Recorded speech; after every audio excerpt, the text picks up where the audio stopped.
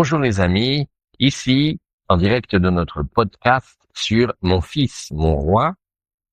Et aujourd'hui, nous allons commencer par une partie d'étude, une partie de la Torah.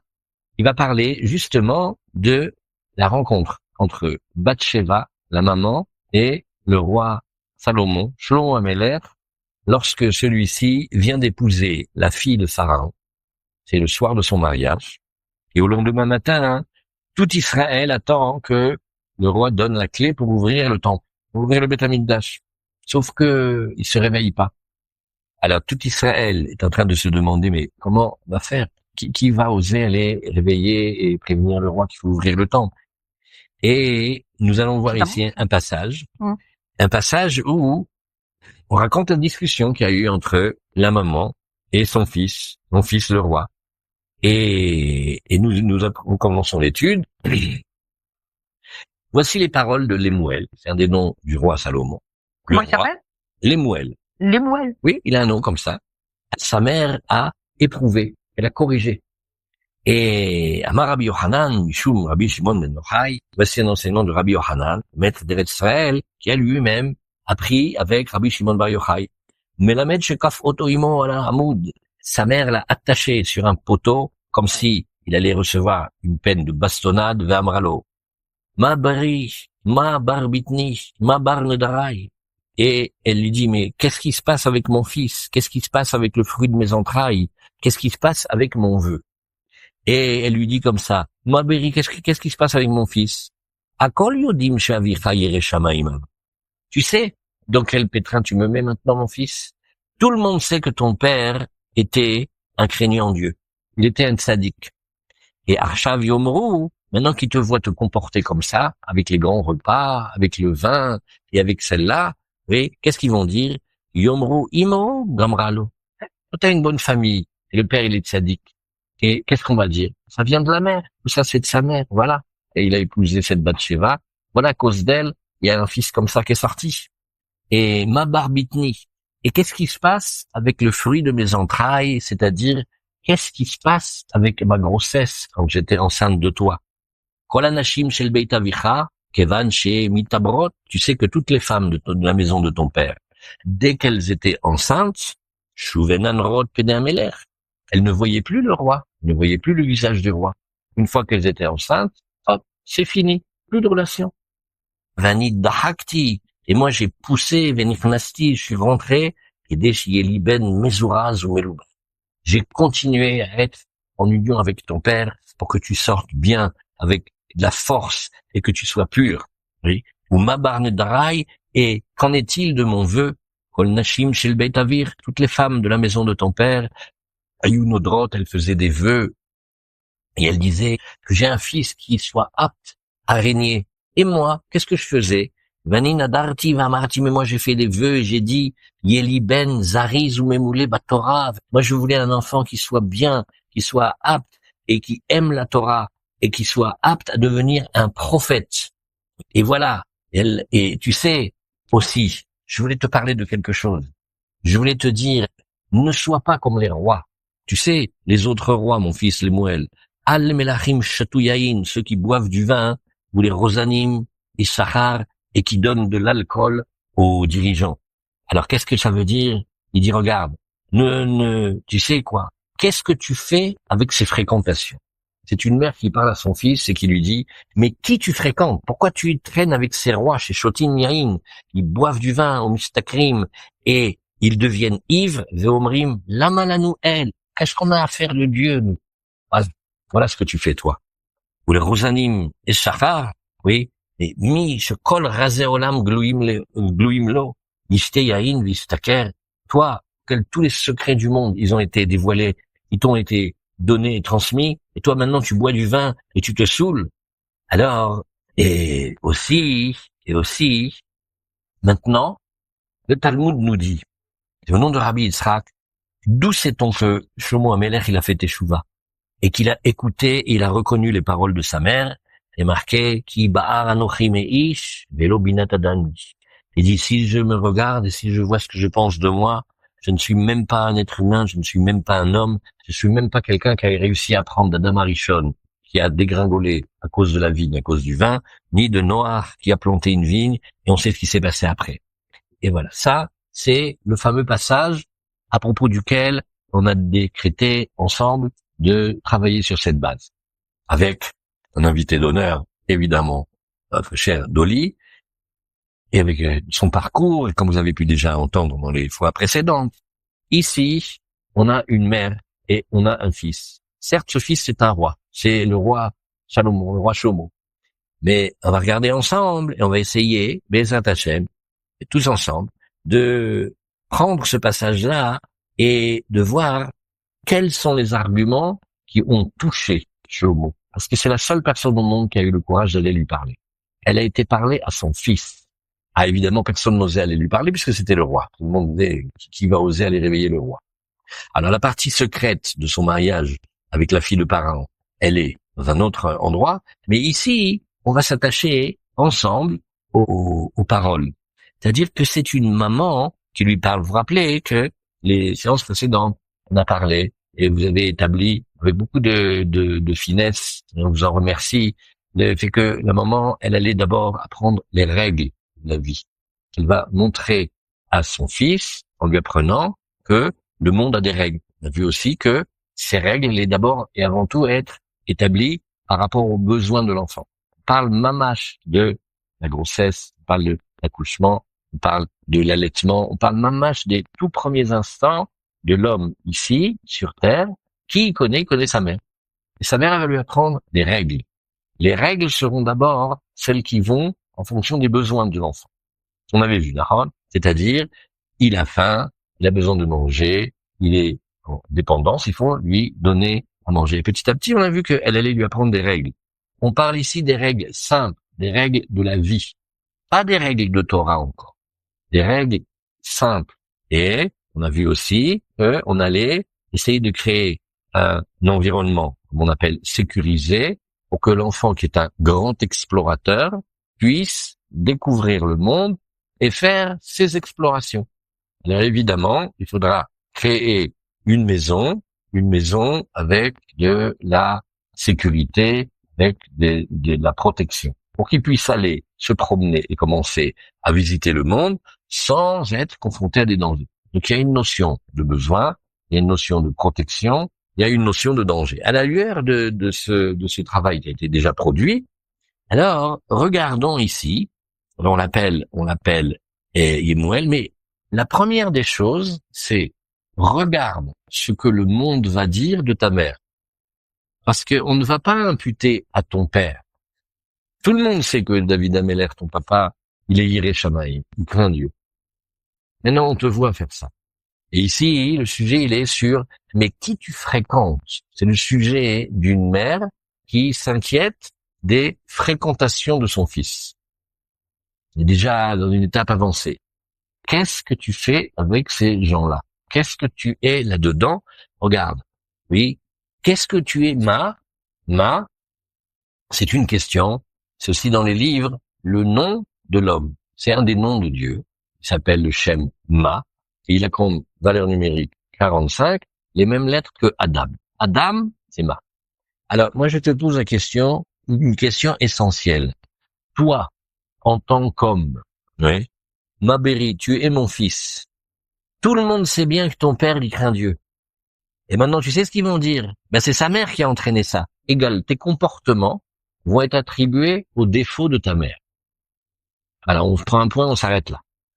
Pourquoi il appelle pas par son nom Shlomo, mais par son autre nom? Non, parce qu'il a plusieurs noms, et dans ce passage-là, c'est ce nom-là qui est mis en question. On pourra le regarder un peu par la suite. Pour le moment, nous, on a ce, mon fils. Tu es un roi. Avant tout, tu es un nom d'Hachem qui représente le nom de Kadosh Baruch Hu dans le monde. Dis-moi, tu veux que on dise que tout vient de moi? Parce qu'ils vont pas parler de ton père, ils vont parler de ta mère. Donc, toutes ces étapes, on va les regarder une par une, et on va voir. On cherche qu'est-ce qui a touché le fils. Parce que on aurait pu lui parler de mille et une manières, pas sûr il était touché. Mais là, comme on voit tout à l'heure, Maman, tu as raison. Je fais teshuva, j'arrête.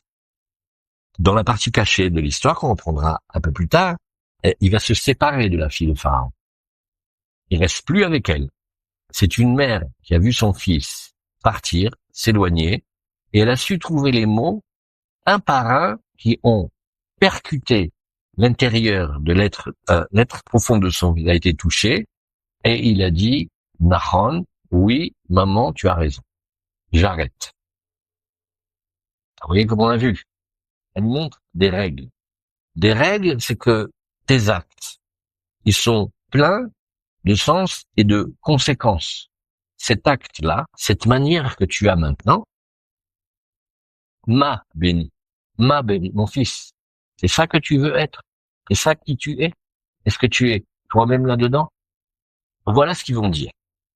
Non, si on le disait chez nous, dans nos mots à nous, est-ce que un argument comme ceci, est-ce que dans les règles et dans les modalités du modèle d'éducation qu'on connaît, lui qui est autour de nous, est-ce que c'est la chose à dire à un fils? Voilà ce que les gens vont dire de ta mère. C'est-à-dire mettre en marche la machine de la culpabilité. Voilà. Je savais qu'elle allait dire ça. En tout cas, ça a marché. Et donc, on va essayer de regarder, oui, vous voyez la première réponse, vous voyez comment elle répond? La culpabilité.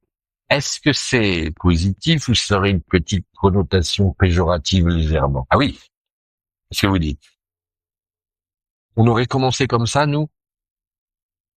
Quand on a des modèles, des schémas mentaux éducatifs et plein de choses qu'on a été glanées de ci, de là. C'est ce qu'on dit, petite parenthèse, de chez nous, dans nos familles, on a été, nous, éduqués avec les injonctions paradoxales. Oui, mon fils, tu peux sortir, ce n'est pas grave, ta mère va rester seule. Donc, c'est notre vie. Donc, nous, ça nous parle. Mais on n'aurait pas pensé que la Torah, elle le dise. Voilà ce qu'ils vont dire de ta mère. Ils ne mettront pas la faute sur le père. Les gens ne mettent pas la responsabilité sur le père. Ils le mettent sur la mère. Voilà ce qui va se passer. Voilà ma béri. Première étape. Il y a 3 étapes aujourd'hui. Voilà mon fils. Voilà mon ventre. Et voilà mon vœu. Première étape. Voilà mon fils. Mon roi. Le roi d'Israël. On a envie de rajouter Zarma. C'est ça le roi d'Israël. Eh ben, bravo. Là, vous dites culpabilité. On se retient et on vous laisse parler. C'est pas qu'on n'a pas envie de dire, hein. À vous. Je crois qu'elle utilise ce levier par rapport à son fils, ce levier de le culpabiliser en lui disant s'il y a une personne qui sera ternie par ton comportement, bah c'est même pas toi, hein, c'est moi. Et qu'est-ce qu'on gagne? Ah, c'est même pas toi, c'est moi. Ce qu'on gagne dans ce même pas toi, moi je pense, c'est enfermer l'enfant dans un sentiment de culpabilité. Il va faire entre guillemets du mal à sa mère. Hein, ce qui est pour l'enfant un sentiment pas très positif. D'accord. Et pourquoi est-ce que quelqu'un ne voudrait pas faire de mal à sa mère? Alors justement, un enfant peut avoir envie de, quand il est petit, de faire du mal à sa mère. On voit des enfants qui frappent leur mère, on voit des enfants qui veulent détruire cette entre guillemets cette toute puissance maternelle. Mais bon, à un moment donné, ils se rendent compte qu'ils peuvent pas le faire. Mais ça veut pas dire qu'ils n'ont pas eu le désir de détruire cette toute puissance entre guillemets maternelle. Comment ça évolue? Qu'est-ce qu'ils font? Ensuite, ils comprennent que cette toute puissance maternelle, la mère va avoir normalement l'intelligence de la moduler. La moduler en essayant d'écouter les désirs de son enfant. Et ça, c'est tout le travail de la mère qui va construire une relation avec son enfant. Parce que la relation va venir de l'adulte vers l'enfant. L'enfant, lui, c'est pas lui qui va initier une relation.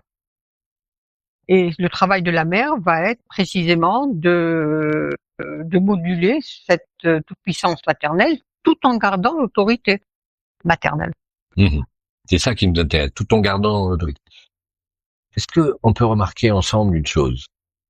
Lemuel, c'est Shlomo Ameler, c'est le roi Salomon. Il est roi. quand il a choisi d'être roi. Donc c'est son chemin. Maintenant, où parle la mère? Et c'est comme si elle lui disait, c'est cela être roi. Et quand t'es cela, c'est ça. Ça veut dire, un roi est quelqu'un qui va prendre quelque chose de sa mère, et qui va imputer ses comportements à sa mère. C'est ça, un roi. Mais qu'est-ce qu'on regarde ici? On parle de quelqu'un qui est un roi. Elle n'est pas en train de lui dire, tu n'es pas un roi, j'aurais tellement aimé que tu sois un roi. Elle dit donc tu es un roi. D'ailleurs, tu remarques, tout le peuple juif attend que tu te réveilles et tout le peuple juif attend que tu te réveilles pour ouvrir le temple, l'endroit où on va servir Hachem. Et à ce moment-là, voilà où tu en es. Mais si on avait parlé des besoins de l'enfant et des règles qui vont accompagner les besoins de l'enfant, ici, bien sûr, c'est vrai, ça ressemble, c'est vrai, il y a comme une culpabilité et finalement tu fais du mal à ta vie. D'accord. Mais qui a voulu être roi et qui est aujourd'hui roi? Est-ce que tu es au meilleur de toi-même par rapport à ce que tu veux faire? Et là, à un moment, elle a une parole. Elle dit une phrase. Et tout ce qu'on fait aujourd'hui, c'est voir les paroles qui ont touché. Et on essaye aussi de dire que ça va être un modèle, pas une histoire unique entre Bathsheba et Lemuel chez Mohamed, mais on essaie de dégager une étude c'est comme un modèle. Il y a quelque chose qui se passe que peut-être chacun d'entre nous, on peut prendre quelque chose de là. Donc elle lui dit, donc tu es un roi, et voilà où tu es maintenant. Est-ce que c'est ce que tu veux? C'est la question, c'est l'être. Qui tu es? Où es-tu? Où t'en es de ta vie? Alors, qu'est-ce qu'il lui dit ici? Il dit, regarde, toi, mon fils, tout le monde sait bien que ton père était craignant Dieu.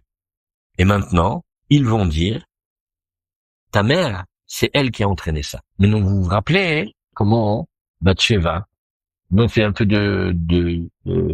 on apporte un peu de connaissances sur la vie de Bathsheba.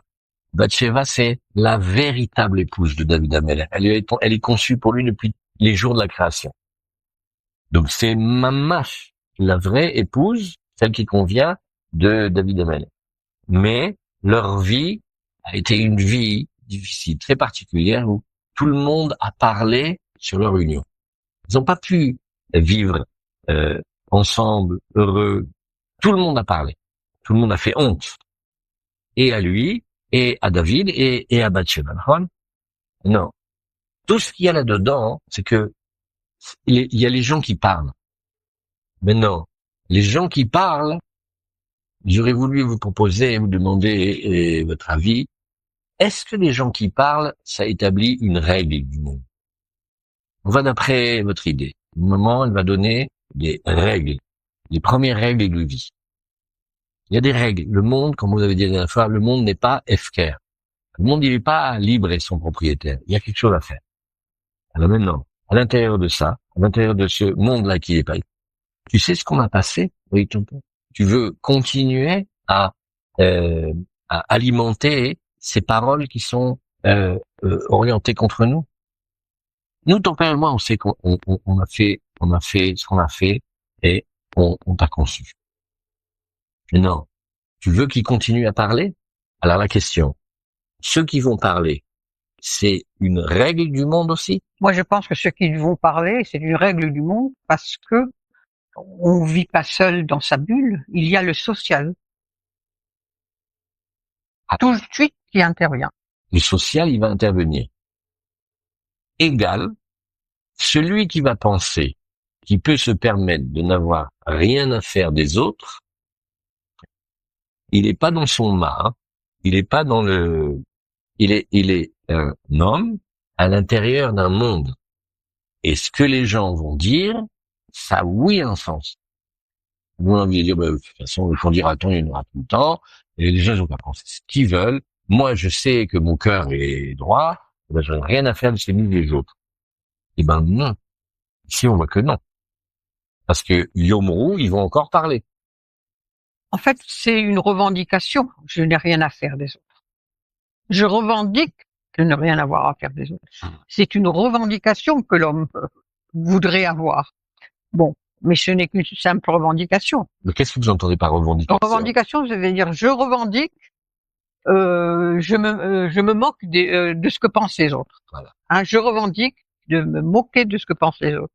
Mais si j'ai besoin de revendiquer ça, c'est que quelque part cette histoire-là me touche. Ah, on y arrive. Hein. Donc elle parle pas de quelque chose qui est étranger au roi Salomon. Quelque chose qui le touche. Bien sûr, parce que le roi Salomon, tout roi qu'il est, il est aussi un être social.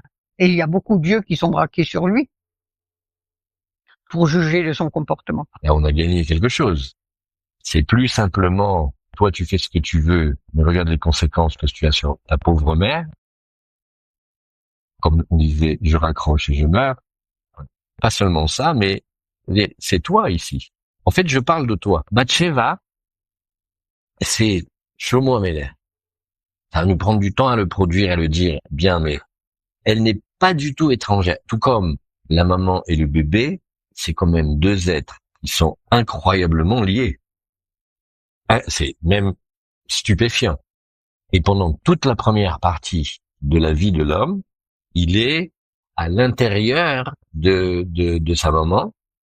Même David Ameller, il dira, moi je remercie Dieu que quand j'ai tété le lait de ma mère, David Ameller, il se rappelle de tout.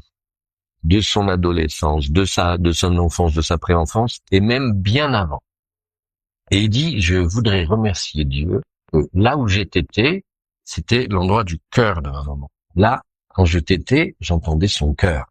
Parce que les animaux ont les mamelles basses, proches de la reproduction. Mais l'homme, il tète d'ici. Et là où il reçoit le lait, c'est bidou côté de l'endroit du cœur. Donc, il y a quelque chose ici où ce sont deux êtres qui n'en font qu'un pendant une période. Donc, mon fils, est-ce que tu veux maintenant alimenter ce qu'ils ont parlé, ce qu'ils parlent et qu'ils voudront encore parler? Où es-tu, toi, par rapport à ça? Et ce qui est מעניין מאוד, c'est que elle parle, si on regarde, elle parle d'avant. Parce que de la même manière que, et on dit, l'homme, il est social, il y a les autres avec lui. Mais il y a aussi les autres dans son origine. D'où on vient? On vient de parents. Là aussi, c'est une notion qui, ça a l'air d'être une évidence, mais on peut tellement vite l'oublier et se croire un être indépendant comme une génération spontanée. C'est-à-dire, bon, je trouve que les parents, mais bon, quel rapport? Non. Les parents et la conception de la rencontre des parents, de l'histoire des parents, elle est en amont. Parce que le deuxième terme, c'est Barbitni. Toi, tu es le fils de mon ventre. Alors, on aurait dû dire peut-être au début, mais non, on va d'abord parler de la grossesse et après de sa naissance. Pas du tout. La première étape, elle est, et dis-moi, qui tu étais avant, quand tu étais chez ton père et chez ta mère. Avant même tu comprends que ton histoire, elle est aussi l'histoire, ton histoire à toi, l'histoire aussi de ceux qui t'ont amené au monde, ou qui continuent à parler les autres.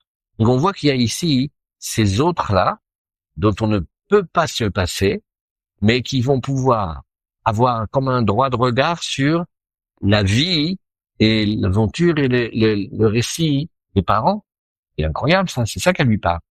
C'est ça qui va le toucher au début. Il y a 3 étapes. 1, mon fils. 2, mon ventre. Et 2, mes vœux. Vous voyez comment ça fonctionne? C'est une mère qui parle à son fils de la plus forte des discussions qui soit. Il dit, regarde d'où tu viens. Regarde ce que je t'ai porté et regarde ce que j'ai désiré pour toi. Tout ça, c'est la royauté. Mon fils, mon voilà où tu es roi. Alors tu peux regarder si tu es un roi comme tu voudrais être. Tu peux te poser cette question-là. Vous voyez, ils vont dire c'est sa mère qui a entraîné.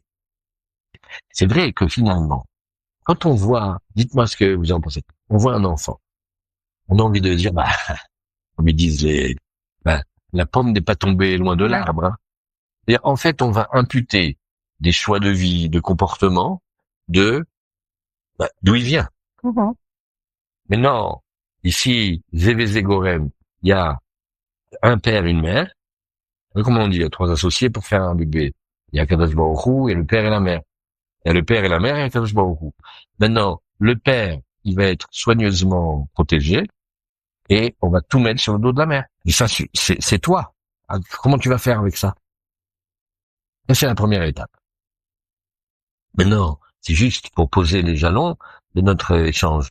Et la deuxième étape, on va le relire plusieurs fois, c'est que tu sais que ton père et moi, on a continué à avoir des relations même quand j'étais enceinte. C'est-à-dire que normalement, il y a un projet de vie qui consiste à faire des bébés. Baruch Hashem, elle est enceinte, c'est super. Allez, hop, on va pouvoir s'occuper d'autre chose maintenant. Non, non, non, non, non. Moi, j'ai poussé les portes pour pouvoir continuer à te fabriquer et te faire grandir alors que tu étais déjà conçu. J'ai continué à m'occuper de toi même quand tu étais déjà en gestation. Je ne t'ai pas lâché. Et j'ai fait des efforts, oui, et j'ai poussé pour que tu sortes au mieux. T'es pas l'enfant qui a été conçu comme ça y est, c'est bon, elle est enceinte, allez. Non, non, non. J'ai continué jusqu'au dernier jour pour te donner les meilleurs habits, les meilleures formes et les meilleurs kélim et les meilleures forces. Ça aussi, tu peux en tenir compte. Tout ça, c'est que c'est un investissement depuis toujours jusqu'à même la période de la grossesse. Après, je voudrais te parler de mes vœux. Et je voudrais te montrer, et tu vois, ton père et moi, on a eu une relation pas comme les autres rois. Tu vois ce que tu fréquentes là, les rois qui boivent et qui se saoulent et après ils disent où est Dieu. Moi, j'étais pas comme ça avec ton papa. Moi, je me suis occupé de toi jusqu'au bout, dans ta conception, dans la gestation. J'ai tout fait alors que l'utilitaire, l'efficace, il était déjà réalisé. J'ai continué. Mais après, j'ai pas arrêté. Parce que quand tu es né, quand tu as commencé à exister, j'ai continué, j'avais des vœux. J'avais de la volonté, j'avais un ratson et j'ai fait des vœux. Et de la même manière qu'on a vu, parce que les autres y vont parler, de la même manière qu'on a vu, parce que le roi, une fois que les épouses étaient enceintes, il était plus avec elles, et ben moi j'ai continué. Toutes les femmes de la maison de ton père, elles faisaient des vœux que mon fils il soit apte à être roi. Et moi j'ai pas fait pareil. En fait, il y a quelque chose qui est que je voudrais que tu prennes conscience du côté choisi que tu as. T'es pas venu seul. Il y a des histoires avant toi, pendant toi et même maintenant avec toi. Vois ça? Il y a quelque chose. Les autres femmes, elles veulent la royauté. Tu sais laquelle? Celle dans laquelle tu traînes maintenant. Des filles de pharaon, des beuveries, des réunions de rois, des réunions de puissants et de pouvoir. C'est pas ce que j'ai voulu pour.